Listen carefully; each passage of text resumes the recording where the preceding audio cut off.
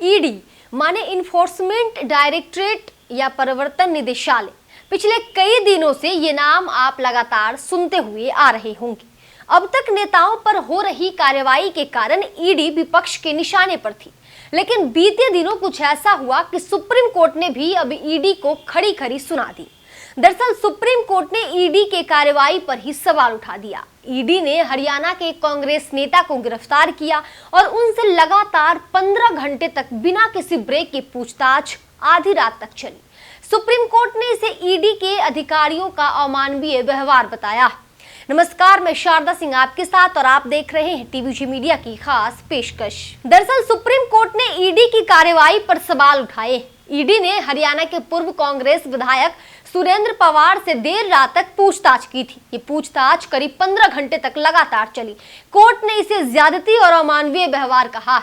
Supreme court के justice अभय S ओका और ऑगस्टाइन जॉर्ज मसीह की बेंच ने ईडी की कार्यप्रणाली पर चिंता जाहिर की। उन्होंने कहा है कि एजेंसी किसी व्यक्ति को बयान देने के लिए मजबूर कैसे कर रही थी। ये एक चौंकाने वाली स्थिति।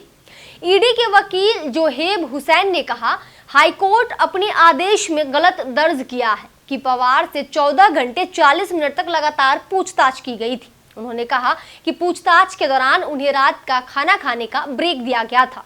हुसैन ने यह भी कहा कि एजेंसी ने पहले ही ये सुनिश्चित करने के लिए कदम उठाए हैं कि लोगों से देर रात तक पूछताछ न की जाए। सुप्रीम कोर्ट ने ईडी के तर्क को खारिज कर दिया। बेंच ने पूछा कि एजेंसी बिना ब्रेक के इतने लंबे समय तक पूछताछ करके किसी व्यक्ति को कैसे प्रताड़ित कर सकती है। हालांकि अदालत ने स्पष्ट किया है कि हाईकोर्ट और खुद की टिप्पणियां केवल जमानत देने के मुद्दे पर है, मामले के गुण और दोष पर नहीं। हाईकोर्ट ने अपने आदेश में कहा था कि ईडी के मामले के अनुसार याचिकाकर्ता को नोटिस यानी कि समन जारी किया गया था और वह सुबह 11 बजे ईडी के गुड़गांव कार्यालय में पहुंच गया था और उससे लगातार 14 घंटे 40 मिनट तक पूछताछ की गई थी।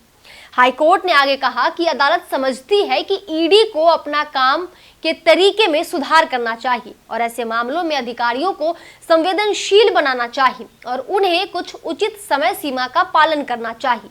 सटीक रूप से कहें तो ये सराहनीय होगा कि संयुक्त राष्ट्र की ओर से निर्धारित बुनियादी मानवाधिकारों के अनुसार निष्पक्ष जांच के लिए व्यवस्था बनाई जाए, बजाय इसके कि एक दिन में इतने लंबे समय के लिए अनावश्यक उत्पीड़न किया जाए। सुप्रीम कोर्ट ने हाई कोर्ट की इसी भावनाओं को दोहराते हुए कहा कि ये ईडी अधिकारियों की ओर से अमानवीय व्यवहार था। अदालत ने कहा कि यह आतंकवादी गतिविधि से संबंधित मामला नहीं है, बल्कि अवैध रेत खनन का मामला है और इस तरह के मामले में लोगों के साथ ऐसा व्यवहार नहीं किया जाना चाहिए। कोर्ट ने कहा कि आप किसी व्यक्ति को बयान देने के लिए मजबूर कर रहे हैं।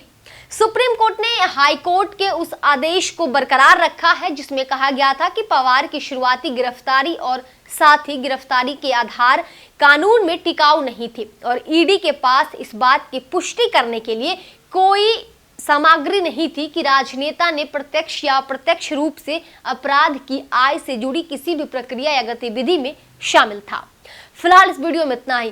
दोस्तों, सुप्रीम कोर्ट से जो ईडी को फटकार लगी है और लगातार ये फटकार किसी न किसी रूप में सामने आती रही है, इस पूरे मामले को आप कैसे देखते हैं? इस खबर पर आपकी क्या राय है? कमेंट सेक्शन में हमें जरूर बताएं।